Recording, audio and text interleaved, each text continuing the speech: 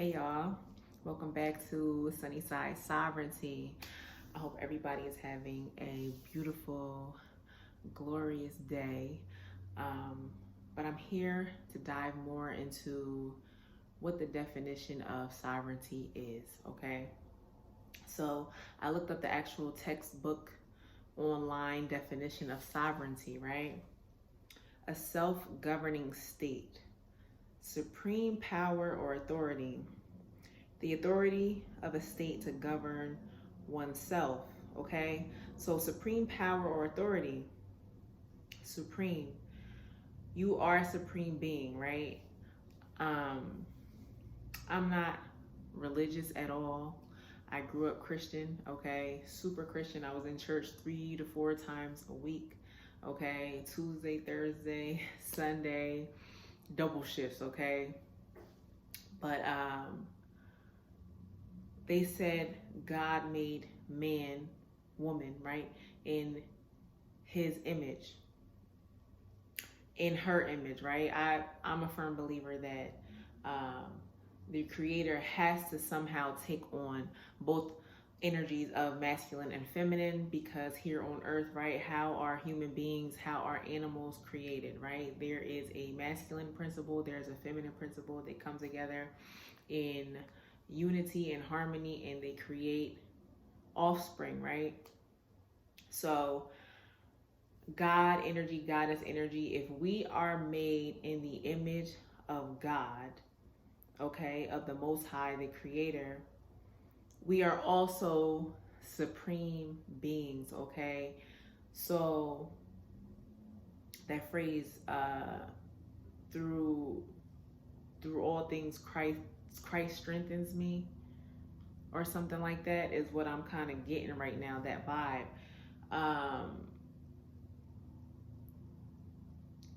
This is why we talk about being in alignment with oneself, the chakras and your energy systems, because that is what the Christ-like energy is, right? When you activate all your chakras and your crown chakra is just lit up, right? That is what they call the Christ consciousness.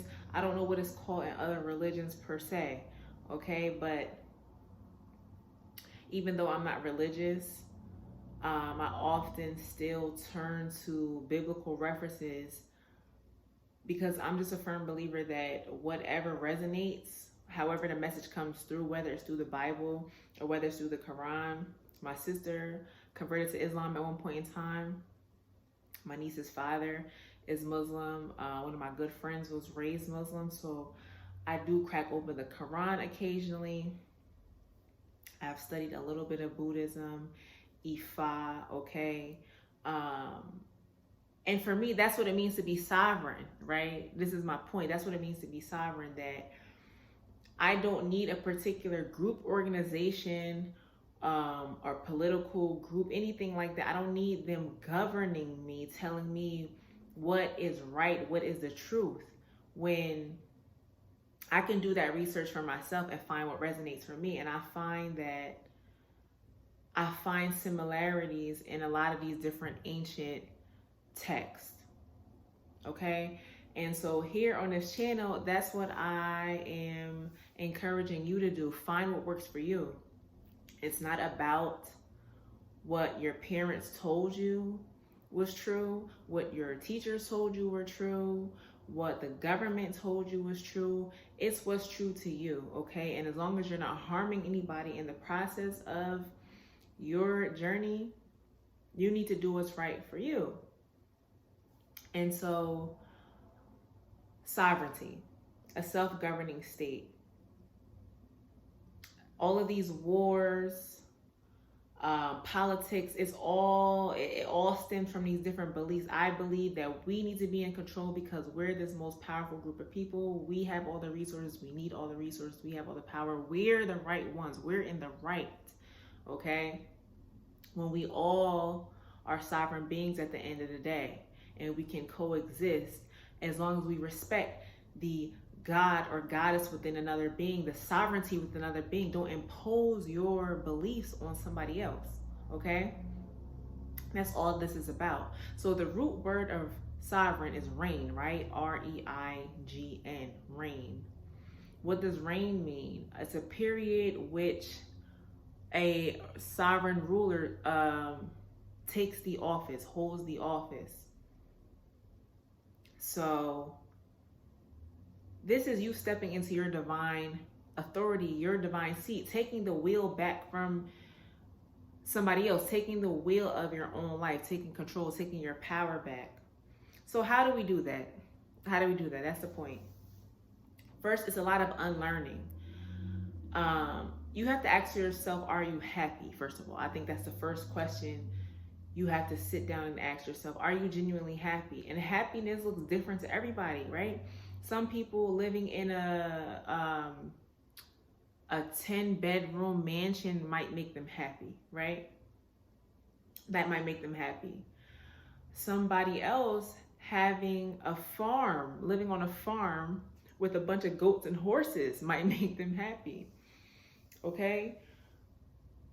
Somebody else's happiness might look different from yours, but don't compare and don't try to be somebody else, because you might find on your journey that that is not what works for you.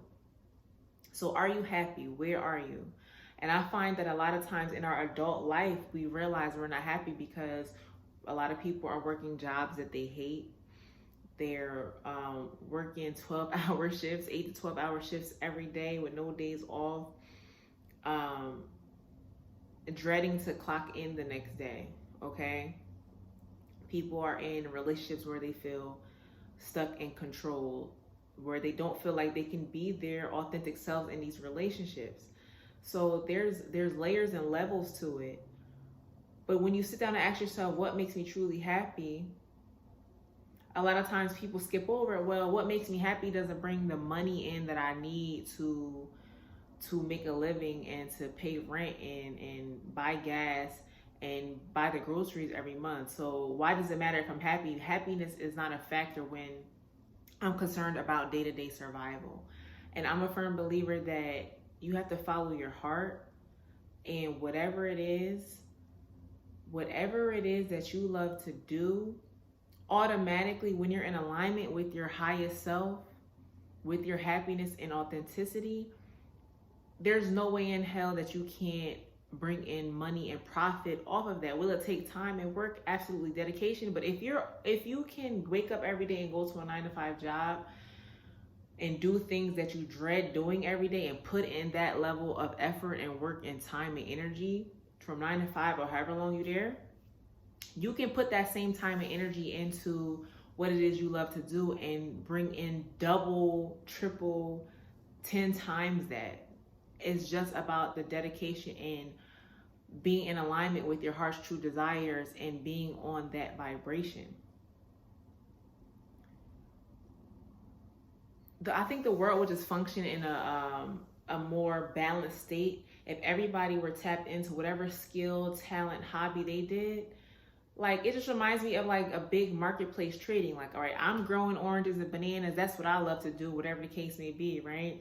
You over there, you're selling fabric, and this person's got the jewelry. This person knows how to build homes, whatever. If we all know who is in alignment with their gifts and their truth, we can all make it work somehow. But a lot of times people aren't in alignment because they're doing what somebody else told them they should do. You went to school because your mother or father told you to go to school. And I'm not saying there's anything wrong with school. Please get your learn on if that's what you want to do. But a lot of times we're pressured into things, right? Your mom told you to be a doctor because, right, that runs in the family. Everybody's a doctor, but you don't want to be a doctor. You want to be a painter.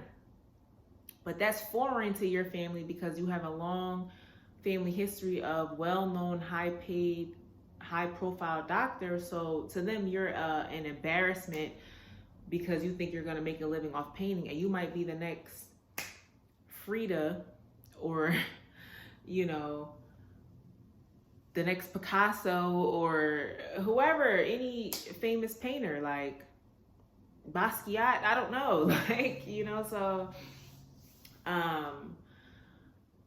what is your truth? And so you have to sit down and whip out your journal and ask yourself, what was it that I naturally gravitated towards as a child? Because if we're talking about a supreme being, right? Sovereignty being supreme ruler, supreme being, you being supreme ruler over yourself and your life, and being in the image and the likeness of the Most High. I'm a firm believer that children are the closest thing to God. They're innocent, they're pure love and light, okay? They're just raw in emotions. And over time, children learn through examples, learn through being sponges, learn through watching adults on how to move, okay? But if you watch children before they're like tainted or brainwashed, okay, or highly influenced, they're so free. They'll pick up the paint and they'll just splatter it all over the canvas, all over the wall freely without a care in the world what people think, right? Then you see a child, right? I don't know why I'm getting this example. A child that paints on the wall, right? 9 times out of 10, a parent or some authority figure, if they see a child paint on the wall, they're going to be like, yo, though you can't paint on the wall, right? They'll yell at them or something, hey, you can't paint on the wall. Now, I'm not saying you don't instill boundaries, right? Because even as a sovereign being, you have to have boundaries, right? So people respect your space, respect you and your needs, okay? And your energy. So yes, you have to instill boundaries in children, right? But I'm trying to use an example. Like, I would love to have a wall in my house where when I have kids, they can just paint that wall, because you never know, they might be the next best interior designer, decorator, or mural artist, but somehow you stop them from painting on the wall, and now they think that's not art, right? Graffiti is not art, or whatever the case may be. Murals, painting, whatever, like, you can't make a living doing that. So let's nip this in the bud. Now, this is an extreme case, right, that I'm kind of using, but children to me are the closest to God. So they don't have that care. They're not thinking, oh, it's a wall, paint shouldn't be here. That is their canvas. Life is their canvas. And so they're expressing their emotions. And a lot of times as adults, we kind of hinder that growth and that creativity and that sovereignty as a child, where they start to grow and question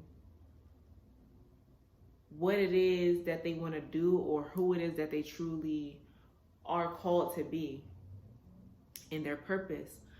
And so I want everyone to just sit and think about, what did they naturally gravitate towards as a child? Because I feel like they're the most free, the most loving, and the most sovereign beings. And it's unfortunate that the world is in the state that it's in, because children don't want to be thinking about inflation and war and politics and things like that. They just want to live freely, but we just live in a crazy world. And I want to live in a world where my kids feel safe to be themselves. They can feel safe to take up whatever religion they want to take. They can feel safe enough to take on whatever profession or skill it is that they want to hone in on. It doesn't matter. I want them to be free, sovereign beings. And so ask yourself, as a child, what did you gravitate towards? Was it art? Was it books? Was it writing? Was it movies?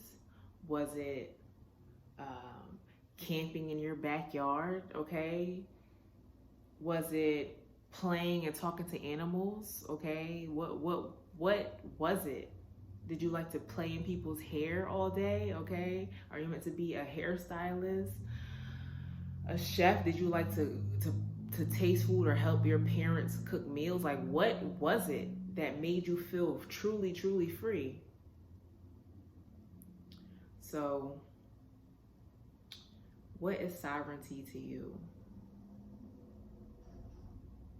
What is sovereignty to you? How can you take back the reins, right? The root word is reign. How can you take back the reins of your life? Take back control of your life. Feel free to comment down below if you would like to claim your own personal sovereignty and take your power back.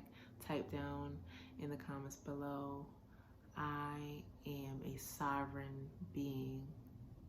Okay? I love you. Hope everybody's doing well. Right, I'm not religious at all, like I said, but before I go, actually, I would just like to read a scripture that kind of came to me this morning. I do random things like flip through books or ancient texts, whatever, and I'll just flip through a random page to see what the message is of the day. And I realized, depending, I guess, on the version of the Bible, they use the word sovereign Lord, the sovereign Lord, or my sovereign God said, or whatever. And so once again, if we're in the image of the Creator and the Most High, and whoever you believe that to be, whatever term you use, Lord, Allah, Most High, universe, it don't matter. It don't matter here, right? Because we sovereign beings. I respect the sovereignty and the God and Goddess in you. So however you refer to the Creator, feel free to use those terms here, okay, with me. But the scripture was, I believe, Isaiah 61, verse 1. The Spirit of the Sovereign Lord is on me because the Lord has anointed me to proclaim good news to the poor. He has sent me to bind up the brokenhearted, to proclaim freedom for the captives, and release darkness for the prisoners. And so I thought this was relevant because we're in some crazy times right now. War, prisoners of war, death and illness, and I wanted to say famine, okay? Famine and food shortages. People are going through it. I mean, we all go through it day to day, but I feel like collectively over the past 2 or 3 years, we've been going through it, and we just need a community space where we can check in with one another, okay? And I just looked up how many different scriptures have the word sovereign in it and refer to the Lord as sovereign, and there's quite a few. There's quite a few, and so once again, if we're made in the image of the Most High, and in the Bible, and once again, right, if we're not religious here, we're not religious. Tomorrow I might be flipping through a Quran, pulling up a verse, okay? You never know on this channel, okay? But we're all here to learn from one another. But if there's so many scriptures referring to the Lord as sovereign, that means we are meant to be sovereign beings because we are made in the image. And during these crazy times, I think sovereignty is more important than ever because they're trying to control us. They're trying to instill fear into our hearts, chaos and violence and worry. So the prophecies always say that the first shall be last and the last shall be first. And I believe that those last that shall be first are the true sovereign beings, okay? Who don't want to control other people or manipulate other people or inflict pain and heartache on other people or hardships. They genuinely just want to live their best life, their authentic, happiest, healthiest life. And they want to see their loved ones and neighbors and nations around them do the same and respect one another and learn from each other, from our similarities and differences. So let me know what sovereignty means to you, what makes you feel sovereign, and I will see you honey buns later. Bye.